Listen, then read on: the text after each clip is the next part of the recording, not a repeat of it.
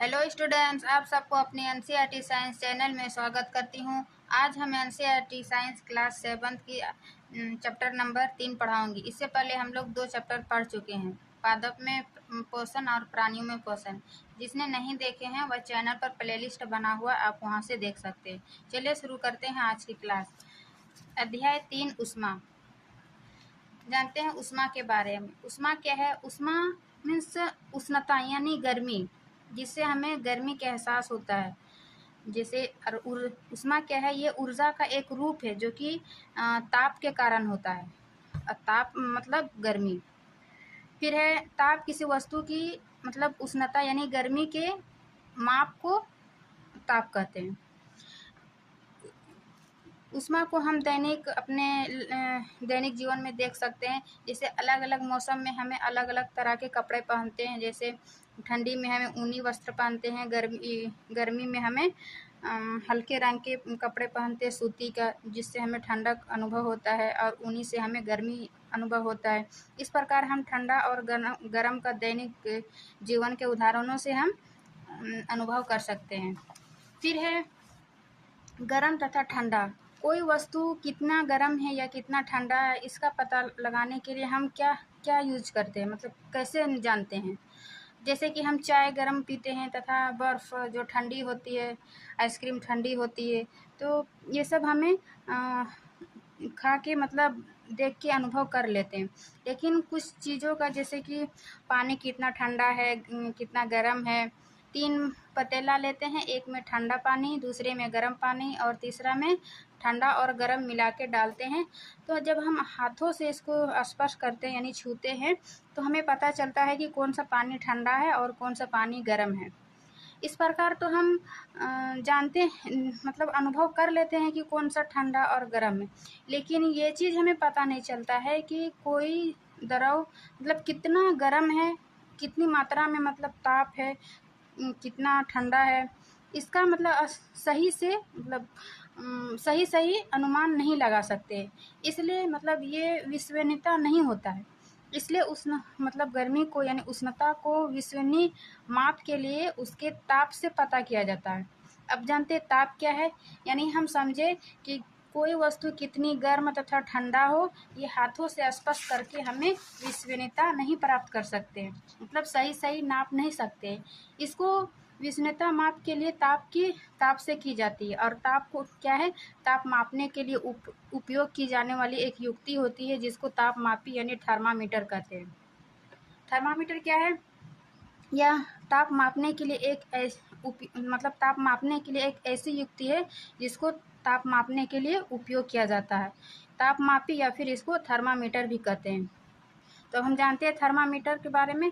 Thermometer 2 प्रकार के होते हैं, एक है डॉक्टरी थर्मामीटर और दूसरा है प्रयोगशाला थर्मामीटर। डॉक्टरी थर्मामीटर में हम क्या करते हैं, जैसे कि इस प्रकार आप देख सकते हैं कि ये डॉक्टरी थर्मामीटर है। इसमें जिस तापमान से हम अपने शरीर के ताप को मापते हैं उसे डॉक्टरी थर्मामीटर कहते हैं। और इसे ताप को मापने के लिए जो है इसमें सेल्सियस स्केल लगा रहता है, जैसे दिख रहा है ना, सेल्सियस स्केल लगा रहता है, जिसे सी द्वारा दर्शाया जाता है। और डॉक्टरी थर्मामीटर में इसमें सेल्सियस का परिसर कितना होता है? 35 डिग्री से 42 डिग्री से 35 डिग्री सेल्सियस से 42 डिग्री तक इसका तापमान रहता है। और मानव शरीर का सामान्य तापमान जो है वो 37 डिग्री होता है, मतलब औसत एक एवरेज में माना जाए ये 37 डिग्री सेल्सियस है। और इसीलिए थर्मामीटर का 35 से 42 तक रहता है, क्योंकि हमारे शरीर का तापमान जो है वो 35 से कम और 42 से ज़्यादा नहीं होता है। इसीलिए इसका एक सामान्य परिसर है 35 से 42 डिग्री सेल्सियस। इसमें क्या होता है कि इसके सिरे पर एक बल्ब लगा होता है, जिसमें इस बल्ब में पारा भरा होता है और एक पतली चमकीली धारी की तरह दिखाई देती है, जो कि इसमें कांच का बना होता है ये। और इसमें एक मापने के लिए स्केल भी दिखाई देता है, और ये इस जो कि सेल्सियस को मापने के लिए उपयोग किया जाता है। फिर है इसको मतलब सही पढ़ने या देखने के लिए कुछ तरीका दिया हुआ है, जैसे कि हम यहाँ देख पाते हैं कि थर्मामीटर को उपयोग से पहले और उपयोग के बाद धोना चाहिए और धोने के लिए किसी एंटीसेप्टिक यानी प्रतिरोधी घोल का उपयोग करना चाहिए। फिर है कि यह मतलब सुनिश्चित कर ले कि उपयोग करने से पहले 35 डिग्री से नीचे नहीं होना चाहिए सेल्सियस। उसको एक बार मतलब घुमाना, पकड़ के हिलाना चाहिए ताकि ये 35 डिग्री से नीचे आ जाए पारा। फिर ये थर्मामीटर को पढ़ते समय पारे का तल दृष्टि रेखा में की सीधा में होना चाहिए, जैसे यहाँ चित्र में है, दृष्टि आँखों के बिल्कुल सामने होना चाहिए। फिर ये थर्मामीटर का सावधानी पूर्वक उपयोग करना चाहिए, किसी कठोर वस्तु से टकराने पर या टूट सकता है। थर्मामीटर का उपयोग करते समय इसे बल्ब से नहीं पकड़ना चाहिए, पीछे से, बल्ब आगे और पीछे से पकड़ना चाहिए। इस प्रकार ये हम डॉक्टरी थर्मामीटर देखें। आजकल क्या है, डॉक्टरी थर्मामीटर ये पारा मतलब पारा के स्थान पे डिजिटल क्या बोलते हैं थर्मामीटर का उपयोग है, क्योंकि पारे जो है वो विषाक्त पदार्थ है पारा, और यदि पारा टूट जाता है किसी कारण तो इसका निपटान अत्यंत कठिन है। इसीलिए आजकल अंकीय तापमापी यानी कि डिजिटल थर्मामीटर का उपयोग किया जाता है। जैसे कि हम आपको दिखा रहे हैं, ये डिजिटल थर्मामीटर है, इसमें एक ढक्कन लगा रहता है। ये पारा नहीं है, बस ऐसे स्टील का बना है। जैसे ये ऑन करता है इस प्रकार टेम्परेचर, और ये हमारे शरीर का टेम्परेचर डाला नापने के लिए, फिर इसमें अंक पता चल जाता है कितना है। तो ये है डिजिटल थर्मामीटर, जिसमें पारा का उपयोग नहीं किया जाता है और ये आजकल चलता है। फिर हम दूसरा थर्मामीटर के बारे में जानते हैं, जिसे कहते हैं प्रयोगशाला थर्मामीटर या प्रयोगशाला तापमापी। इसमें क्या होता है कि अन्य वस्तु के ताप मापने के लिए तापमापी प्रयोगशाला का यूज किया जाता है। इसमें इसका ताप सेल्सियस डिग्री परिसर कितना होता है, -10 डिग्री सेल्सियस से 110 डिग्री सेल्सियस इसका परिसर होता है प्रयोगशाला तापमापी का। इसमें क्या होता है, देखिए एक लंबा सा इसमें भी स्केल होता है, इसमें भी बल्ब लगा रहता है, और ये बल्ब मतलब अगले सिरे पे, और ये भी पारा का ही बना होता है। लेकिन इसमें कुछ अंतर होता है, जितना हम डॉक्टरी थर्मामीटर में देखें उसके अतिरिक्त कुछ इसका अलग सावधानी है। जैसे कि तापमापी को ऊर्ध्वाधर रखना चाहिए, जैसे ये कोई भी हम जैसे द्रव लिए, दूध लिए, पानी लिए, तो इसको सीधा रखना चाहिए, ऊर्ध्वाधर रखना है, इसको तिरछा नहीं रखना है। फिर है इसको तापमापी के बल्ब के चारों ओर, जो यहाँ पर सिरे पर बल्ब लगा है उसके चारों ओर उस पदार्थ को घिरा होना चाहिए जिसका ताप मापना है। जैसे हम पानी को नापते हैं, पानी का तापमान मापते हैं, तो पानी में डुबा कर रखना चाहिए ताकि उसके चारों ओर पानी, बल्ब के चारों ओर पानी हो, और बल्ब को मतलब बर्तन की दीवारों से नहीं छूना चाहिए, थोड़ा सा ऊपर ही रहना चाहिए, पानी के ही ऊपर। इस प्रकार इसका कुछ सावधानी है प्रयोगशाला तापमापी का। तो हम देखिए डॉक्टरी थर्मामीटर और प्रयोगशाला थर्मामीटर। एक और थर्मामीटर है कि अधिकतम न्यूनतम तापमापी। इसका मतलब मौसम के रिपोर्ट देने के लिए अधिकतम न्यूनतम तापमापी का उपयोग किया जाता है। अब हम देखते हैं ऊष्मा का स्थानांतरण। ऊष्मा हम देखिए मतलब गर्मी, स्थानांतरण मतलब एक स्थान से दूसरे स्थान पर जाना। ऊष्मा का स्थानांतरण कैसे होता है, जैसे कि कोई जब किसी बर्तन को ज्वाला मतलब आग पर रखते हैं तो वह तप्त हो जाता है यानी गर्म हो जाता है, तो ऊष्मा बर्तन के परिवेश मतलब चारों ओर स्थानांतरित हो जाता है। जब हम कोई बर्तन को आग में डालते हैं तो वो क्या करता है, वो चारों ओर अपने बर्तन को गर्म हो जाते हैं, यानी ऊष्मा अपने चारों ओर दे देता है, स्थानांतरित हो जाता है। तो ऊष्मा क्या होता है कि सदैव गर्म वस्तु की अपेक्षा ठंडी वस्तु की ओर होती है ना। ऊष्मा का स्थानांतरण हमेशा गर्म वस्तु से ठंडी वस्तु की ओर होती है। इस प्रकार ऊष्मा का स्थानांतरण होता है। ऊष्मा स्थानांतरण की देखिए कि ऊष्मा का स्थानांतरण 3 विधि से होता है, चालन और संवहन और विकिरण।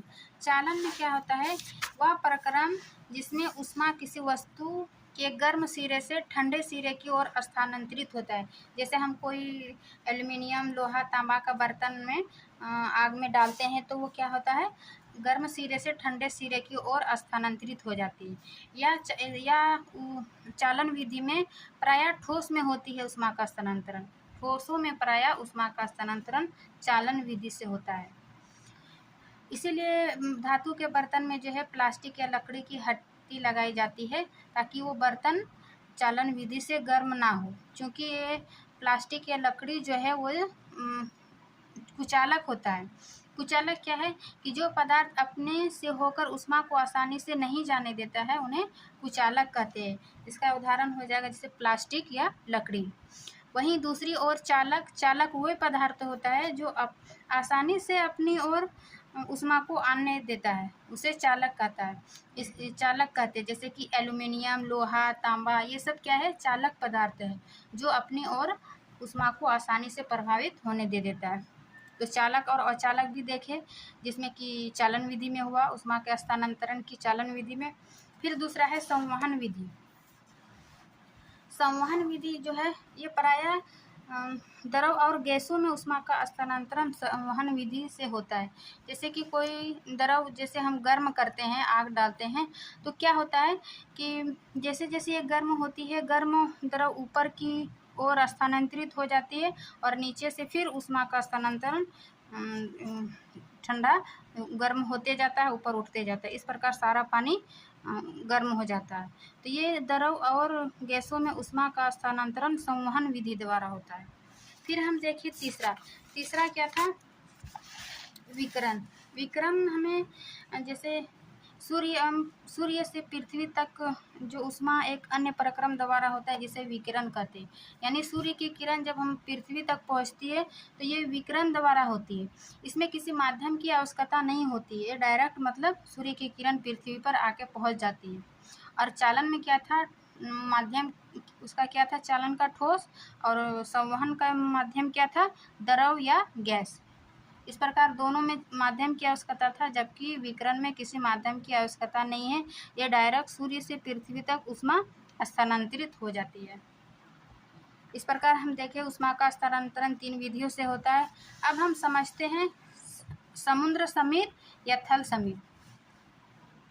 समुद्र समीर या थल समीर।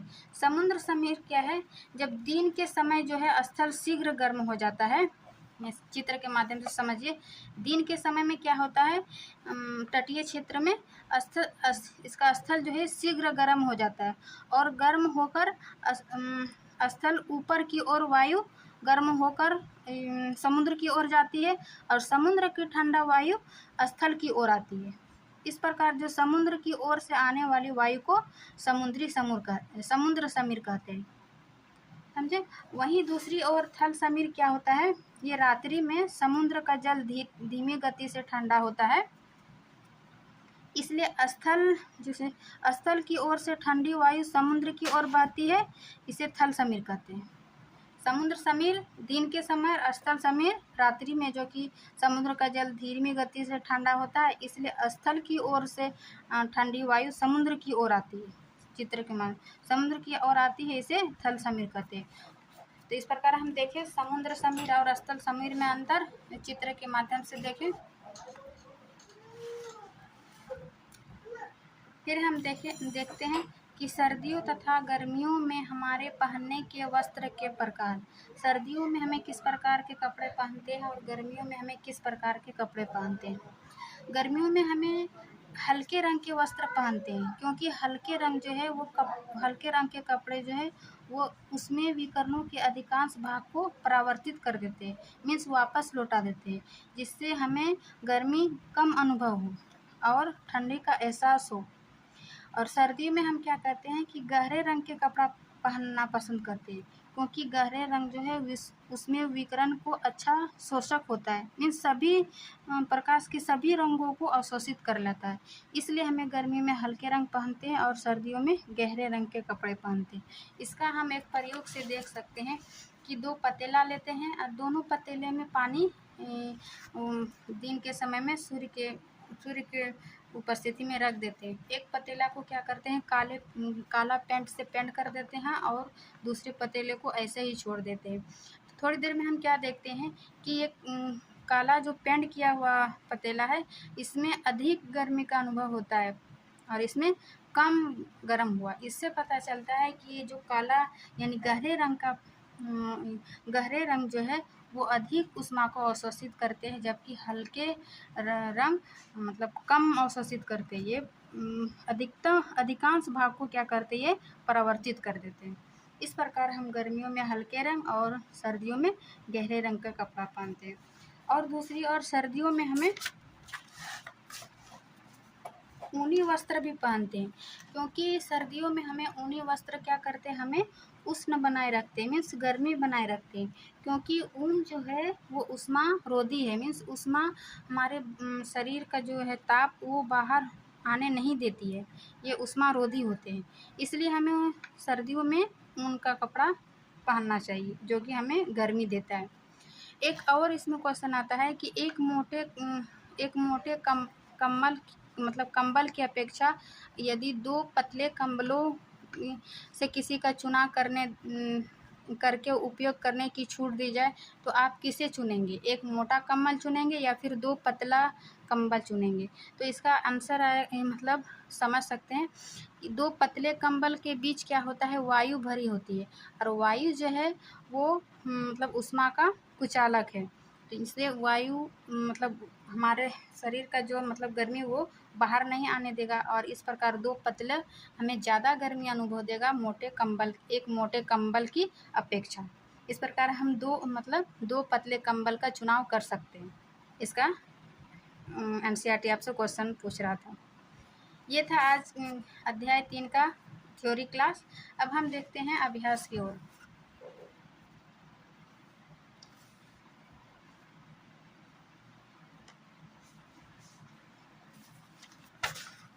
अभ्यास क्या है कि प्रयोगशाला तापमापी तथा डॉक्टरी थर्मामीटर के बीच समानताएं तथा अंतर लिखिए।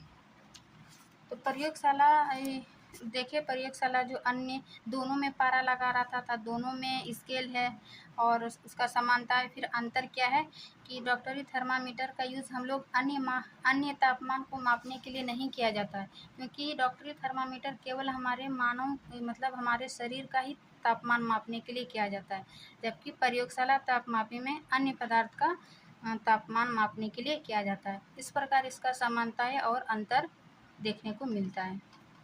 फिर है दूसरा क्वेश्चन कि ऊष्मा चालक तथा ऊष्मा रोधी प्रत्येक के दो उदाहरण दीजिए।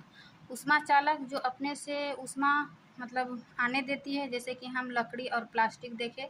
वहीं दूसरी ओर ऊष्मा चालक जो कि एल्युमिनियम, लोहा, तांबा हो गया, जो अपने से ऊष्मा को आसानी से प्रभावित होने देती थी। और ऊष्मा रोधी जैसे प्लास्टिक और लकड़ी देखें, जो ऊष्मा को अपने ओर आने नहीं देती है। इसका दो उदाहरण दीजिए। फिर तीसरा, रिक्त स्थान की पूर्ति कीजिए। क्या है कि कोई वस्तु कितनी गर्म है इसकी जानकारी डैश द्वारा होती है। इसकी जानकारी किससे होती है? जैसे हम देखें कि तापमान से है ना, कि उसका कितना तापमान है। फिर है उबलते हुए पानी का ताप डैश तापमापी से नहीं मापी जा सकती। उबलते हुए पानी का तापमान किससे नहीं मापी जा सकती? तो हम प्रयोगशाला तापमापी से मापी जा सकती थी, लेकिन डॉक्टरी थर्मामीटर से नहीं मापी जा सकती, क्योंकि ये केवल मनुष्य के तापमान को ही मापा जा सकता है। फिर ये ताप को डिग्री किस सेल्सियस में मापते थे? जो सेल्सियस या फिर सी लिख सकते हैं, है ना। ताप को डिग्री यानी सेल्सियस में मापते हैं। फिर है बिना किसी माध्यम द्वारा ऊष्मा स्थानांतरण के प्रक्रम को क्या कहते हैं? जैसे सूर्य की किरण पृथ्वी पर आई तो उसको किस विधि से? विकिरण विधि से बिना किसी माध्यम द्वारा ऊष्मा का स्थानांतरण प्रक्रम को विकिरण विधि कहते हैं। इसका उदाहरण पृथ्वी पर सूर्य की किरण को आना। फिर स्टील की एक ठंडी चम्मच गर्म दूध के प्याले में रखी गई, यह अपने दूसरे सिरे तक ऊष्मा का स्थानांतरण किस विधि से हुआ था? तो हम देखें कि ठोसों में ऊष्मा का स्थानांतरण चालन विधि द्वारा होता था। फिर है हल्के रंग के वस्त्र की अपेक्षा डैश रंग के वस्त्र ऊष्मा का अधिक अवशोषण करते थे। हम देखिए हल्के रंग के वस्त्रों की अपेक्षा काले यानी काले या फिर गहरे रंग के वस्त्र ऊष्मा का अधिक अवशोषण करते हैं, इसलिए हमें सर्दियों में काले या गहरे रंग के वस्त्र पहनना चाहिए। फिर है next question number 4, column A में दिए कथनों का कॉलम बी के शब्दों से मिलान कीजिए। जैसे थल समीर के बहने का समय, तो हम देखिए थल समीर मतलब कब बहता था, तो इसका आंसर हो जाएगा रात, क्योंकि रात में समुद्र धीमी गति से ठंडा होती है, इस कारण स्थल से ठंडी वायु समुद्र की ओर जाती थी, इसलिए वो रात में होती थी। थल समीर के बहने का समय रात में, फिर समुद्र समीर के बहने का समय क्या था, दिन में। फिर ये गहरे रंग के कपड़े पसंद करने का समय कब था, सर्दियों में। फिर हल्के रंग के कपड़े पसंद करने का समय क्या था, गर्मियों में। इस प्रकार इसका मिलान गो में कर लीजिए। फिर सर्दियों में एक मोटा वस्त्र पहनने की तुलना में उसी मोटाई का कई परतों का बना वस्त्र अधिक उष्णता क्यों प्रदान करता है, व्याख्या करें। जैसे कि अभी हम बताएं कि एक मोटा कम्बल कई परतों का बना अधिक उष्णता क्यों करता है, क्योंकि परतों के बीच क्या वायु भरी होती है, और वायु क्या होता है, उष्मा का कुचालक होता है। वायु उष्मा का कुचालक होता है, जो कि वायु बाहर आने नहीं देता है, जिससे हमें अधिक गर्मी का मतलब अनुभव होता है। इसलिए मोटा कम्बल की अपेक्षा कई परतों का बना अधिक उष्णता प्रदान करता है। फिर चित्र में अंकित कीजिए कहाँ कहाँ चालन, संवहन तथा विकिरण द्वारा उष्मा का स्थानांतरित होगा। जैसे कि चित्र है, तो हम सबसे पहले देखें विकिरण क्या था, जो किसी माध्यम की आवश्यकता नहीं होती थी, जैसे कि आग, ये क्या था, विकिरण के माध्यम से। फिर ये ठोस में, जैसे लकड़ी ठोस में किस विधि से होता था, चालन, तो इसका हो जाएगा ये चालन। फिर ये दरों में संवहन, है ना। तो इस प्रकार ये उष्मा का तीनों विधि एक ही चित्र में देख सकते हैं। फिर क्वेश्चन नंबर 7, गर्म जलवायु के स्थानों पर यह परामर्श दिया जाता है कि घरों की बाहरी दीवारों पर सफ़ेद पेंट किया जाए, व्याख्या करें। क्योंकि सफ़ेद रंग जो है वो उष्मा का अच्छा परावर्तक होता है, मीन्स उष्मा को अधिकतर ये परावर्तित कर देती है, मतलब सूर्य के रंगों को, जो कि ये उष्मा का अवशोषित नहीं करती है। इसलिए जो हमारे मतलब कि घरों के अंदर उष्मा घरों में प्रवेश करने से रोकती है सफ़ेद रंग, इसलिए ये सफ़ेद रंग के पेंट किया जाता है, ताकि हम गर्मियों में हमें राहत मिल सके। फिर है 8 नंबर क्वेश्चन, 30 डिग्री सेल्सियस के 1 लीटर जल को 50 डिग्री सेल्सियस के 1 लीटर जल के साथ मिलाया गया मिश्रण का ताप होगा। 30 डिग्री सेल्सियस को 50 डिग्री ताप पर मिलाया गया, तो इसका मतलब मिश्रण ताप क्या होगा, तो 30 डिग्री और 50 डिग्री के बीच होगा, जब दोनों है तो इसका आंसर हो जाएगा घ। फिर है 40 डिग्री सेल्सियस ताप की लोहे की किसी गोली को कटोरी में भरे 40 डिग्री ताप के जल में डुबाया गया। इस प्रक्रिया में उष्मा का क्या होगा, दोनों समान है, 40 डिग्री ताप को 40 डिग्री ताप में मिलाया गया, तो इसका आंसर होगा जाएगा ना तो लोहे की गोली से जल की ओर और ना ही जल से लोहे की गोली की ओर उष्मा स्थानांतरण होगी, क्योंकि दोनों का ताप समान है, इसलिए ना तो दोनों में से कोई भी ताप स्थानांतरण नहीं होगा। इस प्रकार इसका आंसर हो जाएगा ख नंबर 9 का। फिर हम देखते हैं 10 नंबर क्या है कि लकड़ी के एक चम्मच को आइसक्रीम के प्याले में डुबाया गया, इसका दूसरा सिरा क्या होगा।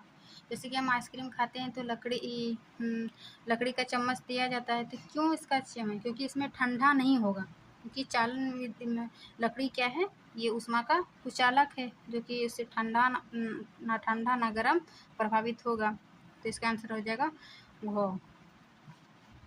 फिर स्टेनलेस इस्पात की कड़ाही में प्रायः कॉपर की तली लगाई जाती है, इसका कारण हो सकता है, मतलब इसका कारण क्या हो सकता है कि स्टेनलेस स्टील में तांबे की परत पड़ाई जाती है। तो इसका आंसर हो जाएगा स्टेनलेस इस्पात की अपेक्षा तांबा जो है ऊष्मा का अच्छा चालक होता है, जो कि बर्तन अच्छी तरह से गर्म हो इसलिए तांबे की परत पड़ाई जाती है। इस प्रकार ये आपका अध्याय 3 का अभ्यास भी ख़त्म हुआ, थ्योरी भी ख़त्म हुआ। हम इतने कम टाइम में एनसीईआरटी को आपको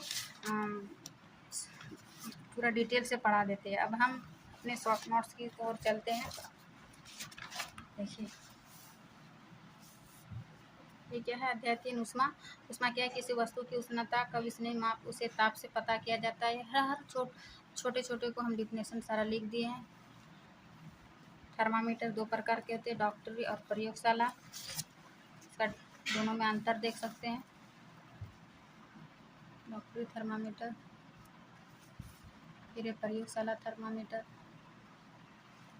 फिर ऊष्मा का स्थानांतरण। ऊष्मा का स्थानांतरण की 3 विधियाँ है, चालन, संवहन और विकिरण। चालन में देखें तो संवहन द्रव गैस और विकिरण किसी माध्यम की आवश्यकता नहीं होता।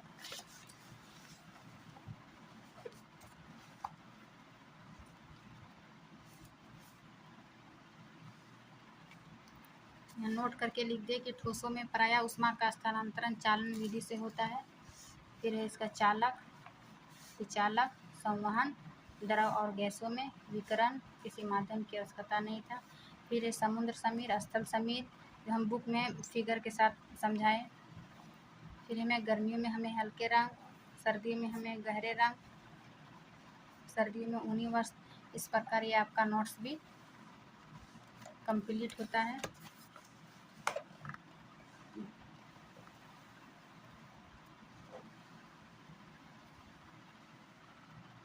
वीडियो अच्छी लगी तो लाइक एंड सब्सक्राइब जरूर करें। मिलते हैं नेक्स्ट क्लास में, तब तक के लिए थैंक यू।